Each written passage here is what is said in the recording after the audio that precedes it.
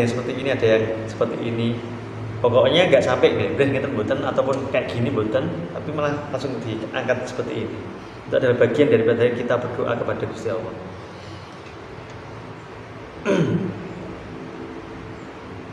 Nah, selanjutnya, ya Ali, wahai Ali.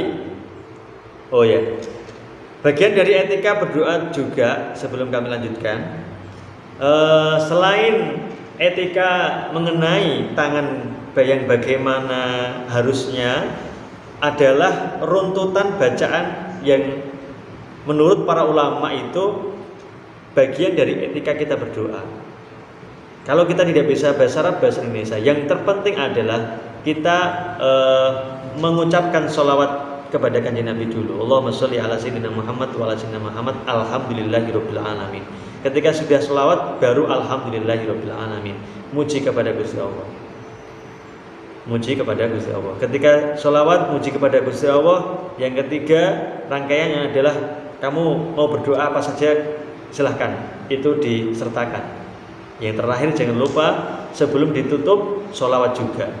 Sallallahu alaihi wasallam Muhammad wa ala alihi wasallam, atau jazakallahu anna sayyidina Muhammad ma huwa ahlu. Kemudian subhan rabbika rabbil izzati amma yasifun wa salamun alhamdulillahi rabbil alamin.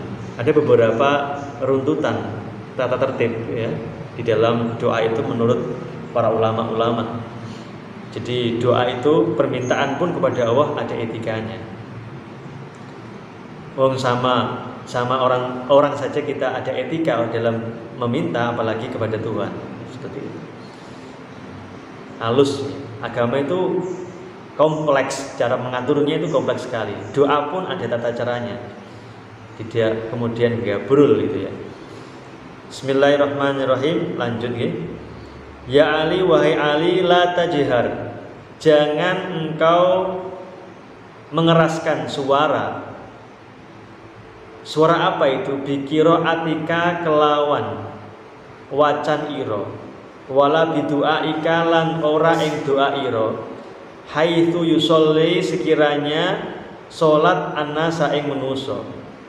Jadi kanjeng Nabi ini mewanti-wanti kepada Sayyidina Ali bahwa perkara kamu itu membaca Al-Quran ataupun kamu itu berdoa, dua-duanya hal yang positif, yang baik. Tapi ketika ada momen-momen sekitar kamu ada orang yang sholat, maka kata kanjeng Nabi la tajhar, tidak boleh kamu mengeraskan suara ketika di sekeliling kamu ada orang yang melakukan sholat.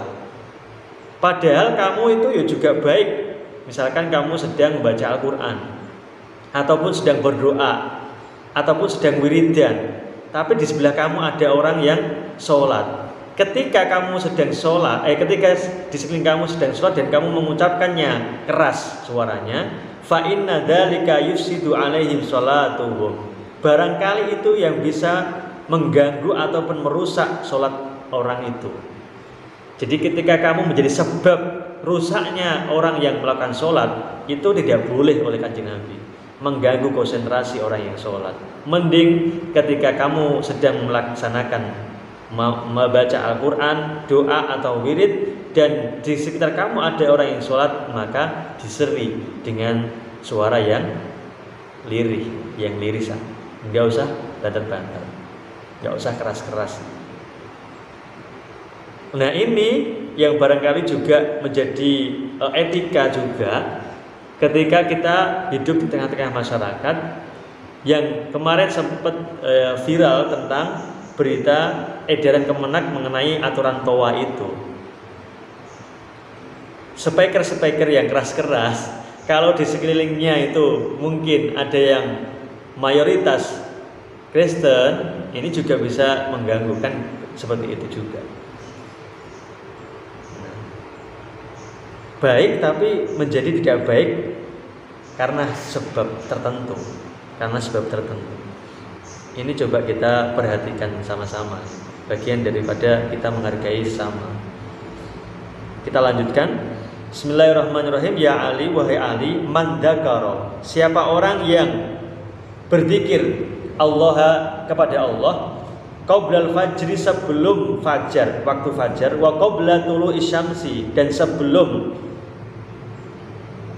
turunnya sebelum keluarnya asyamsi matahari, terbitnya matahari, wa qabla ghurubiha, dan sebelum terbenamnya matahari, istahya, maka istahya Allah, maka Allah itu malu kepada seorang itu ayu adzibahu, ketika Allah menyiksanya. Jadi seperti ini, siapa orang yang mau berzikir kepada Allah, waktunya adalah sebelum fajar atau sebelum subuh. Lafadznya terserah wiridannya, la ilaha illallah boleh, Allahumma sholli ala Muhammad boleh, Allah saja juga boleh, yaitu sebelum subuh atau fajar, qabla tulu'i syamsi, sebelum terbitnya matahari, setelah subuh berarti ini, wa qabla ghurubiha, sebelum terbenamnya matahari berarti sekitar jam 5:30 sebelum mau maghrib. Maka ketika orang ini benar-benar bisa istiqomah melakukan wirid-wirid itu di waktu-waktu yang telah disebutkan oleh Kanjeng Nabi itu, maka Allah izin arep ngei siksa kepada orang tersebut. Ini adalah pahala yang luar biasa. Gusti Allah sampai izin arep maringi siksa kepada orang yang mau berzikir di waktu-waktu itu. Nah, ini kenapa kok sampai demikian? Sebab ternyata kalau kita analisa waktu-waktu yang telah disebutkan Kanjeng Nabi itu, qoblal fajri wa qobla tulu'i syamsi, itu banyak manusia yang terkadang terlelap atau istilahnya tidak sampai dia itu menggunakan atau memanfaatkan waktu untuk wiridan. Coba bayangkan, qoblal fajri, sebelum fajar itu wong enak-enake turu. Wong enak-enake turu, qabla tulu'i syamsi. Bar subuh iku wong enak-enake mbah iku ya turu meneh, balik tidur lagi ataupun melaksanakan aktivitas yang lain. Dan qabla ghurubiha, di waktu 3 waktu ini yang terakhir adalah qabla ghurubiha. Sebelum terbenamnya matahari, orang itu lagi seneng-seneng kumpul dengan keluarganya sambil nonton TV, sambil ngobrol, ngopi-ngopi dan lain sebagainya. Sehingga 3 waktu ini menurut Kanjeng Nabi kalau digunakan untuk wiridan, ngopi sambil wiridan, sambil wiridan, nyapu-nyapu sambil wiridan, ini kan akan lebih berfaedah, bisa mengambil faedah dari apa yang menjadi waktu intim ini. Oleh Kanjeng Nabi, ganjarannya Allah malu untuk menyiksa orang tersebut.